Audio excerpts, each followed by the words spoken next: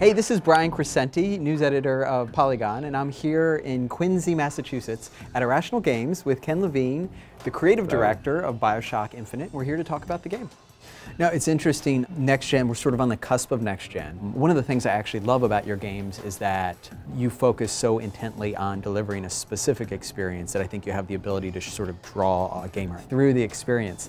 Is that something you'd want to keep doing when you have the option to create this sort of broader world? Look, you could create a broad world. I mean, you know, if you look at our partners over at Rockstar, you know, they create much larger worlds than we do. And they're interested in sort of creating this scope that you can do that. You can do that on a current generation of consoles. You can create huge worlds with a pretty good level of detail.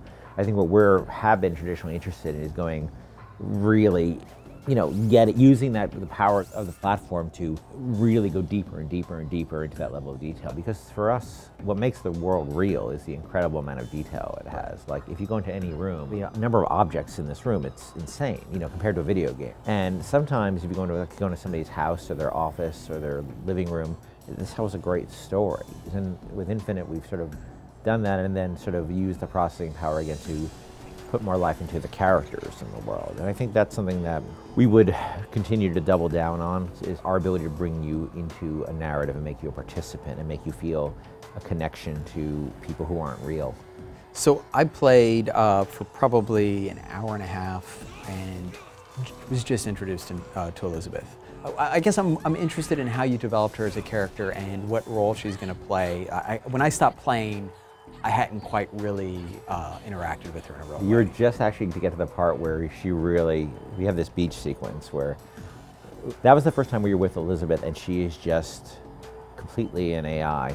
And the kind of things she can do, the kind of reactions she can have, the kind of interactions she have with the environment. That was our Normandy beach where we just kept getting mowed down over and over again, where we kept trying her and she kept breaking and trying and breaking. All of our theories are played out in that one area, because it's an area where basically you as Booker can walk around, you're with Elizabeth, we don't force you to do anything. She has her own interests. She goes off and looks at things, but also we don't want her to get too far from you because we want you driving the action. She takes all these opportunistic moments where if you happen to be over here and she happens to be interested in this thing, she'll go over and interact with it. And all that stuff is optional. It's all basically she drives that and you drive it based upon where you go. And that was very experimental, that whole part. And we knew if we got that right, we'd be in good stead for the rest of the game. So we spent a ton of time there. Because the moment you turn, you look at a companion AI and they're doing one of these, right, it's over. You know, they're a robot. So why go through that effort? Is she, what was your reasoning for wanting to add all of that to her? Look, what do we want out of games? I mean, I think eventually we want to feel an experience where you have things impact upon you emotionally, where you're engaged, where those sort of barriers start to break down. And that doesn't mean that doesn't necessarily mean the most realistic graphics or the most realistic storylines. I mean, Pixar films don't have the most realistic graphics, right? But it's really about, can you break past that uncanny valley of emotion, you know, with a character? Right. And it's going to be little steps along the way. And Elizabeth is sort of our attempt to sort of do that, to feel a connection to somebody.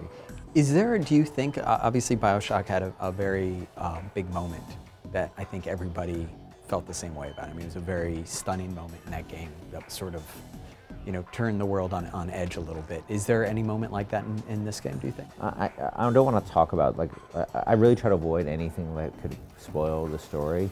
I would say that, you know, the world is obviously, based upon Elizabeth's powers, is a fairly fluid place, you know, in Bioshock Infinite. You know, once you talk about somebody who can alter reality, you know, you're going to have a sense of reality is going to change.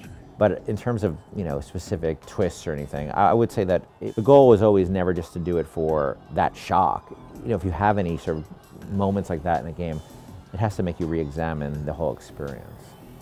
Are you satisfied with the way this one ends? I think the ending of this game it's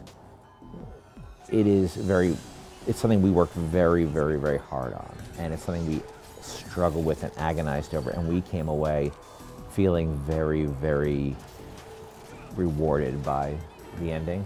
I can't say how the audience is going to react. I can say as a team, it's something that has a lot of resonance for us. But to me, it's the thing I'm probably most proud of in my career.